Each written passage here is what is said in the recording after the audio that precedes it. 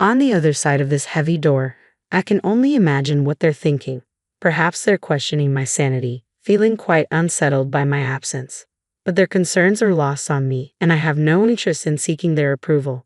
With a cheerful grin, I waved at the trio of anxious figures beyond the door and called out, "Good luck making your way back safely." My name is Karen, a 32-year-old newlywed. Not long ago, my husband and I celebrated our first anniversary, and while we haven't started a family yet, I cherish this chapter of our lives.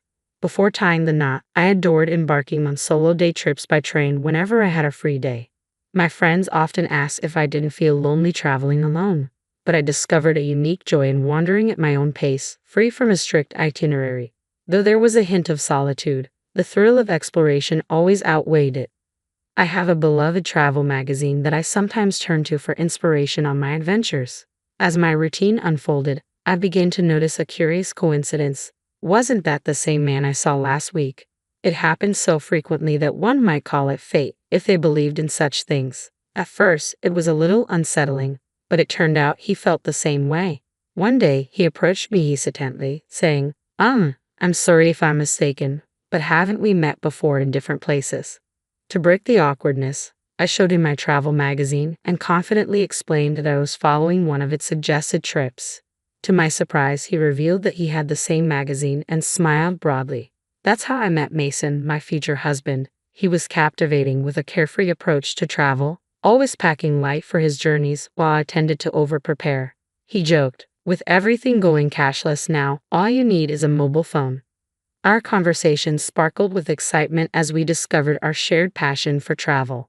We exchanged contact details, and our solo trips gradually transformed into joint adventures. I delighted in the fact that sharing experiences made them even more memorable, and local delicacies tasted better when enjoyed with someone special. After about 8 months of dating, Mason proposed, and I couldn't have been happier. Just 8 months into our relationship, we made the joyful decision to marry, embarking on what I thought would be a blissful new chapter in our lives. However, this happiness was soon overshadowed by the presence of Mason's parents, Austin and Janet, who lived just a 25-minute drive away. Both in their 50s, with Janet working part-time while they remained active in the workforce, they initially visited our home quite often. However, over time, we found a comfortable balance with fewer visits. Our post-wedding life included regular trips to various tourist spots, continuing a tradition we both loved. Recently, Mason embraced a minimalist lifestyle, carrying only his mobile phone and leaving his wallet with me. "It feels so light, I hardly look ready to go out, do I?" he joked with a satisfied grin. I silently wished he would at least carry his wallet, but it was a minor inconvenience. Then one ordinary day took an unexpected turn when Mason casually suggested, "By the way, my parents' wedding anniversary is coming up. How about we invite them on our next trip?" I felt a sudden tightness in my chest at the suggestion, but I forced a smile and replied, "Yes, that sounds great. We haven't seen Janet and Austin recently anyway." Mason, oblivious to my discomfort, didn't notice the strain in my expression.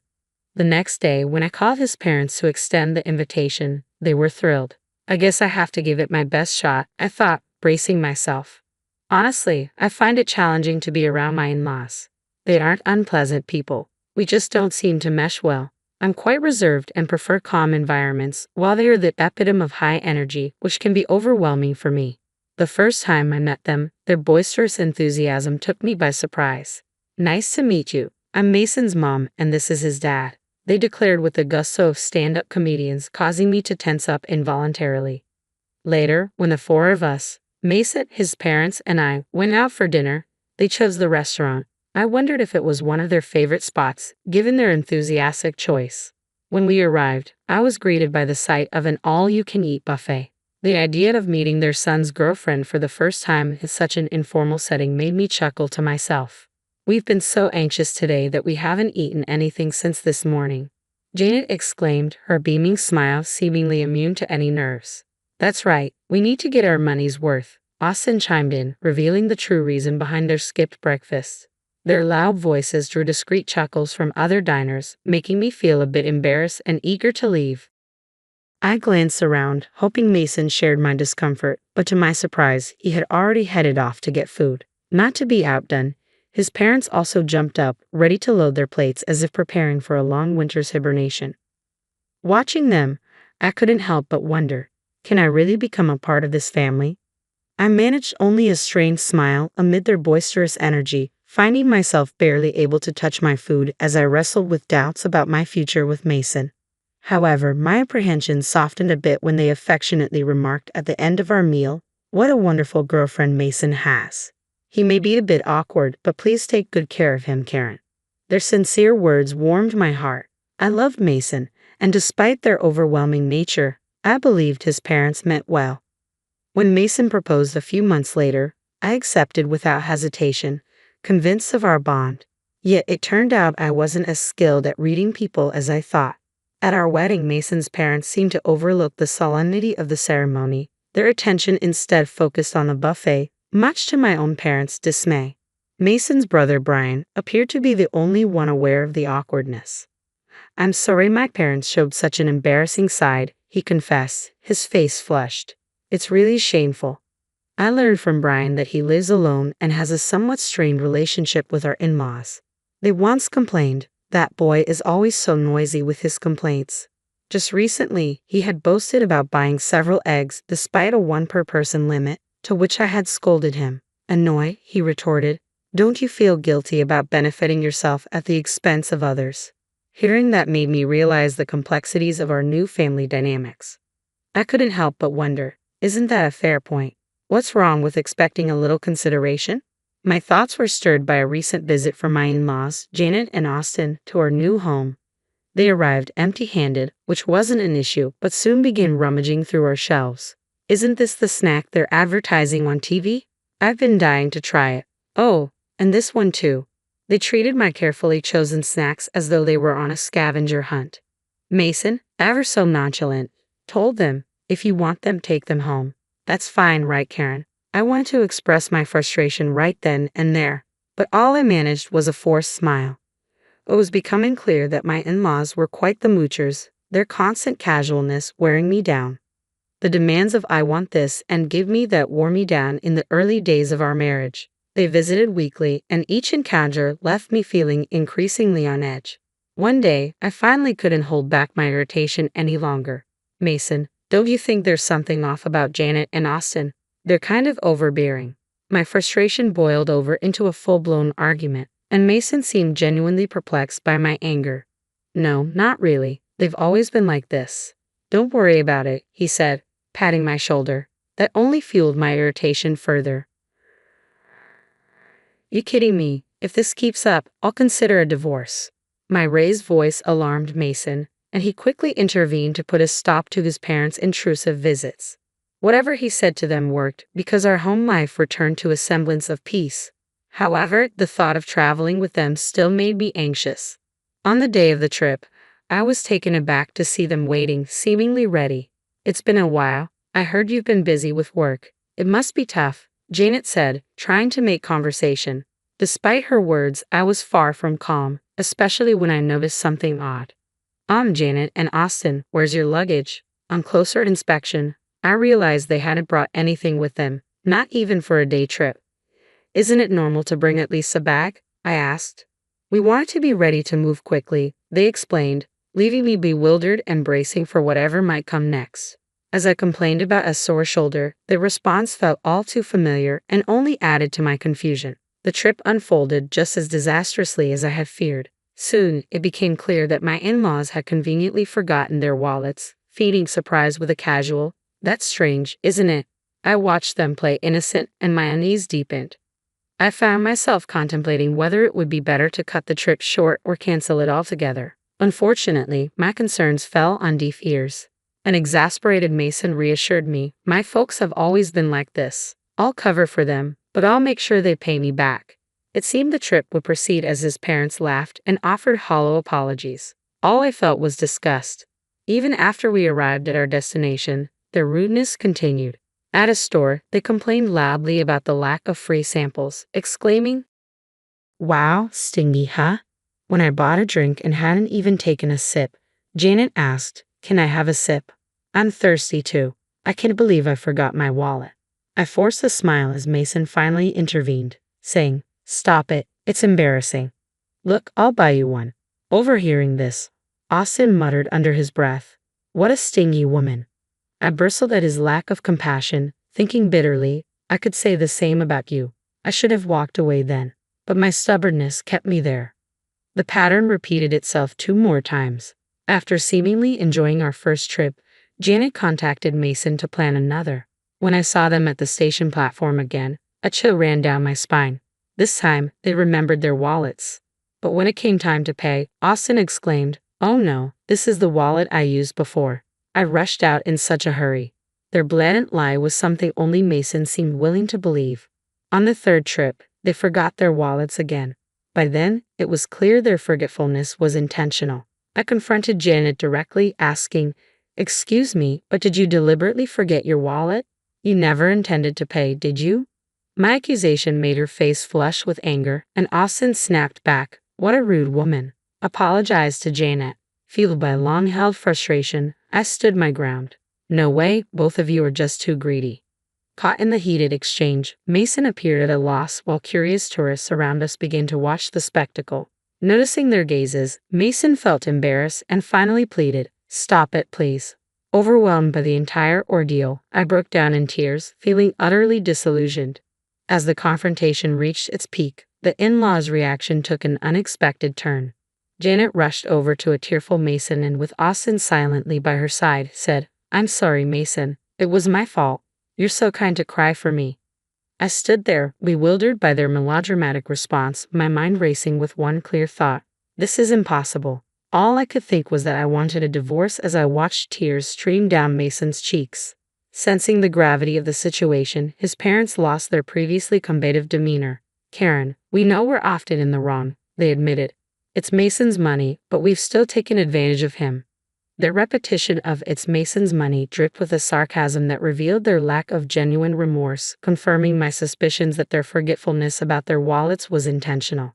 Janet casually referred to Mason's money, oblivious to the fact that Mason and I both contributed to our finances. His salary was only slightly higher than mine, making our incomes nearly equal. Every outing with the in-laws recently had ended with them wanting something. "I want to buy this too. Maybe some gifts for the neighbors as well. What's that? Looks tasty. Hey Mason, buy that for me." Their endless demands had racked up shockingly high bills on Mason's credit card, and we had been living primarily off my salary for the past few months. At the time of our marriage, I had viewed our finances as shared, believing in spending within our means and not burdening each other. What infuriated me the most was Mason's reliance on cash during our travels. "What? Only cash here?" he exclaimed, pulling out his nearly empty wallet from my bag, which contained just a few coins. "No, I messed up. You know I don't carry cash," he said, devoid of malice. This still angered me, especially since I always covered my expenses. I couldn't help but feel that his parents thought I was freeloading off Mason's income while simply complaining. We split our living expenses, so their accusations were not only unfounded but deeply unpleasant. As I watched Mason cry, with Austin attempting to console him, I had a moment of introspection. "I'm sorry for being presumptuous," I finally said, deciding to diffuse the tension. "You guys go ahead on the train. I'll buy some drinks." Though reluctant, this decision was my attempt to restore some temporary peace. With a serene smile, I watched as Mason and the in-laws boarded the train. Their expressions shifted from happiness to panic when they realized I wasn't following. Sensing something amiss, Mason texted me, "Karen, are you coming? The train is about to leave." As the train doors began to close, I could see the panic etched on Mason's face. He seemed to be shouting something, but I was busy replying to his message. "I'm divorcing you. If your parents are so important to you, then live happily with them. Goodbye." I turned my back on Mason's frantic calls and texts, contemplating whether he even recognized the chaos he was causing on the train. Through the closing doors, his expression shifted from confusion to anger. "Hey, open this door. Are you crazy? I won't forgive you," he shouted, as if I needed his approval. I could see his parents yelling too, but their voices were drowned out in the noise of the train. Smiling at the bewildered trio, I muttered to myself, "Let's see if you make it back safely. Good luck." The train pulled away swiftly, vanishing from sight. As it departed, I felt a mix of relief and defiance. Knowing the next stop was quite a distance away, I hurried home to pack my things. I decided to stay with a friend while I figured out my next steps. Meanwhile, the barrage of messages from Mason continued until they abruptly stopped. His phone likely died. He often forgot to charge it overnight, and just that morning he mentioned it was at only 30%. Portable battery chargers are essential, he often said. Ironically, his essential charger was in my bag, along with his wallet. As I discussed my situation with my friend, my phone rang unexpectedly. It was Brian, Mason's brother. "Karen, I'm sorry. Did something happen?" he asked. Brian explained that Mason's phone had run out of battery, and in his panic, he had dropped it, shattering the screen. Unable to contact me, the desperate in-laws turned to Brian. Instead of probing, he listened as I recounted everything about Mason and his parents, speaking without restraint. I could hear Brian's tone sharpen as I spoke. In the background, I caught snippets of the in-laws insisting that Brian, known for his articulate nature, would surely outmaneuver me in this argument. After I finished, Brian snapped, his voice taking on an authoritative edge. "Hey, you scoundrel. Are you stupid?" When Brian grew truly angry, his imposing demeanor surfaced. As the voice of reason, his words carried weight, and the in-laws' loud bickering echoed in the background. Choosing that moment, I quietly ended the call. Though Mason had initially been unsettled by the idea of divorce, my firm stance communicated through a lawyer led him to reluctantly accept the separation. Later, Brian confided that the in-laws had a notorious reputation, disliked not only by neighbors but also by those they had known in school. When Mason moved back to his parents' house, he quickly became the subject of local gossip, and now all three of them seldom ventured outside. Mason's colleagues, unsure how to address the rapid divorce, began to treat him cautiously as if he were a sensitive topic.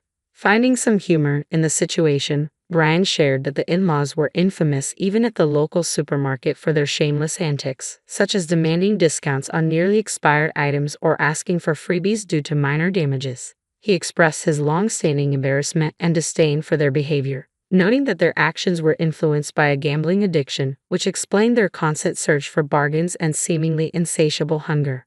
When people asked me about the reason for my divorce, I simply mentioned a fundamental difference in values. Tolerating such behavior would require an extraordinarily broad-minded person, something I realized I could not be. Since the divorce, I've continued my work and even taken on a side job as a freelance writer, inspired by the success of my travel blog, which caught the attention of a publisher. My passion for travel has seamlessly blended with my new writing assignments, and I've discovered that traveling solo suits me best. Last month, my writing earned me a decent income, enabling me to plan a vacation to a distant resort for some much-needed relaxation. At just 32 years old, I feel like my life is truly just beginning, filled with new possibilities and free from the turmoil that once clouded my happiness.